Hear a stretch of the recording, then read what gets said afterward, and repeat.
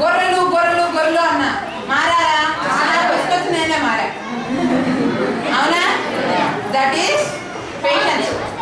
Patience అంటే నాకు అర్ధనిద్ర లేదు, ఆనందంగా ఉంటాను కాబట్టి ఎవరైతే చేసినా సర్దుకుపోతా.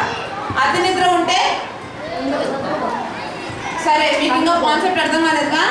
చాలా మంది యాక్సిడెంట్లు అవ్వడం చూస్తుంటారు కదా. సరే, మీ ఫ్యామిలీస్ లో కూడా ఉండొచ్చు, ఉండకపోవచ్చు, మీరు చూసి ఉండొచ్చు. సపోజ్ చెయ్యింది అనుకుందాం, కట్టుకడతారుగా, ఇంత లావు ఉండదు కట్టే, ఇంత కట్టుకట్టేసి చేయి కదపొద్దయ్యా ఇలాగే ఉంచుంటారు.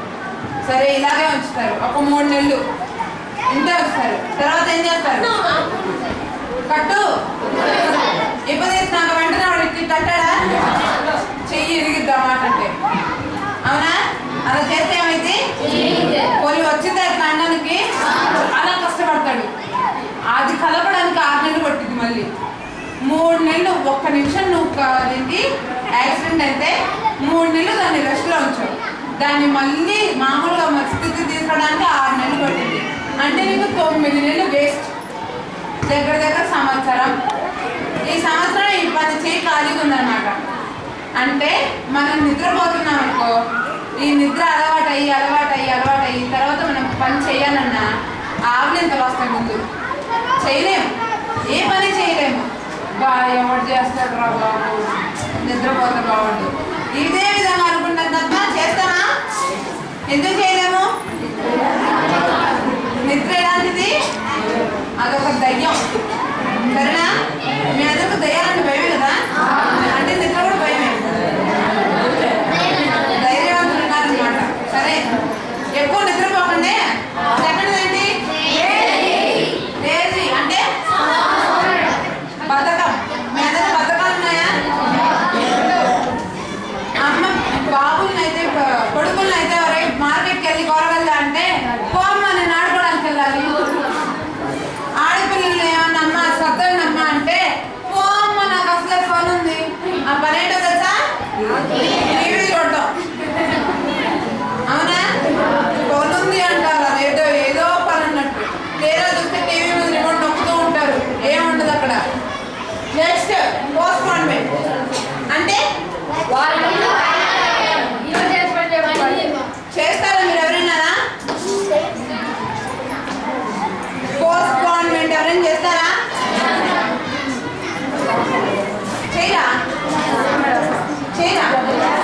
చేస్తారంట, మీరే ఒప్పుకుంటున్నారు. గుడ్. పోస్ట్పోన్మెంట్ అనేది మనకు అస్సలు ఉండకూడదు. రేపటి పని ఇవాళ చేయొచ్చేమో కానీ ఇవాళ పని రేపు చేయకూడదు. ఓకేనా? అలా చేయడం వల్ల ఏమవుతుంది? బర్డెన్ ఎక్కువ అవుతుంది. ఇవాళ ఒక వర్క్ ఉంది, రేపు వర్క్ ఇస్తారని మనకు తెలుసు. రెండో కలిపి రేపే చేసుకుందాం అనుకుంటారు. ఇవాళ బాగా ఆడేసుకుంటారు. నెక్స్ట్ రేపు కూడా వచ్చేస్తుంది. 2 బుక్స్ ఉన్నాయి, అవునా? కానీ గేమ్ కూడా ఉంది అక్కడే. మీరేమనుకుంటారు?